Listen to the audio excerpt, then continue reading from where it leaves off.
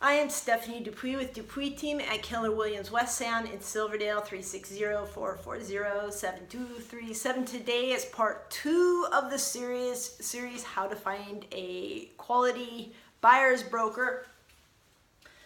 The first tip, and these tips are more related today to errors I see buyers making when they're looking for a quality real estate broker to represent them as a buyer. So the first tip is referrals.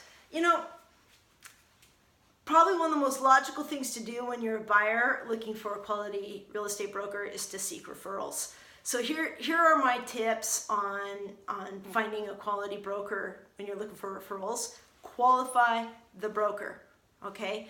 So we see people, ask their friends, but most people get on Facebook and ask in community forums.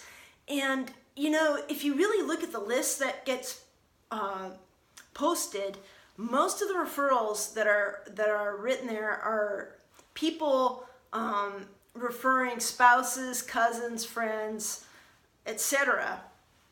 And what you need to do if you're a buyer looking for a buyer broker to represent you is know what you want.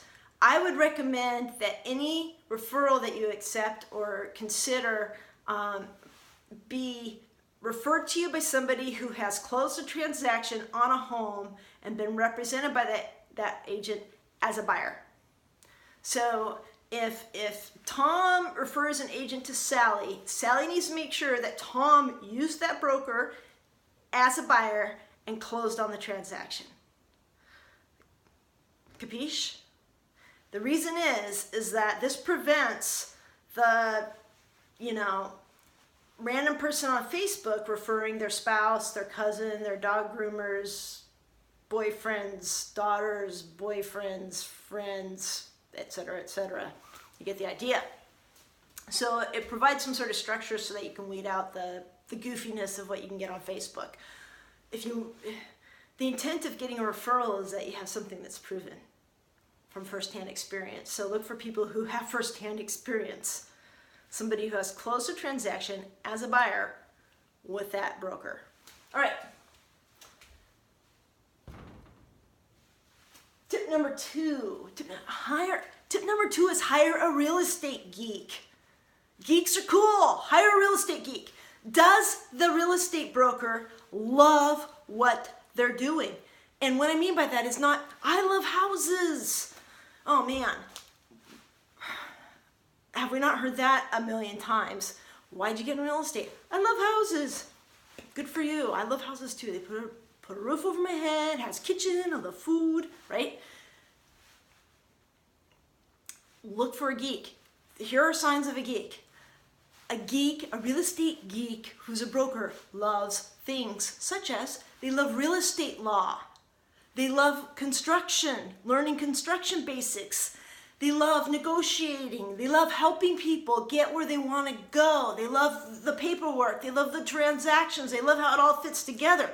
And so how do you filter this out? How do you figure out if the person is a geek? I start by asking them what the last course is, continuing ed course they went to. I love going to real estate continuing ed real estate law courses. So I'd ask them, what's the last course you went to? What instructors do you like? So somebody who geeks out on real estate law is going to tell you what instructors they love going to. I love going to Annie Fitzsimmons courses and Doug Tingville courses and Justin Haig courses and Ed McFerrin courses. So when I see those instructors come into town, I make sure I get signed up for the course. There's a big difference to going to these courses in person and knowing who the good instructors are versus running up against the deadline for your relicensing and taking the Rockwell Institute online class that we all have to take for real estate law. There's a huge difference between the two. When you go to these courses in person with an attorney, and the instructors I just listed are all real estate attorneys. When you go to their courses, they're up to date on real estate law, on the current cases, on the current trends, and the information you learn protects your clients on a beautiful level. It's priceless. That's geeking out. So look for somebody who gets excited about those types of things. Regarding construction basics, do they enjoy the inspections? Do they understand construction basics enough when you're at, ask them about inspections. What happened at the last inspection? What did you see? Is this typical of an inspection for a building, for a home like that, at that, that age, that price range? So a broker who geeks out on, their job is going to have a good understanding of what's typical for homes in certain price ranges and age types, that type of thing. So ask them questions. The third thing is, does the buyer's broker have a basic understanding of loan and construction basics? We just went over geeking out, construction was in that, but it segues well into this third one.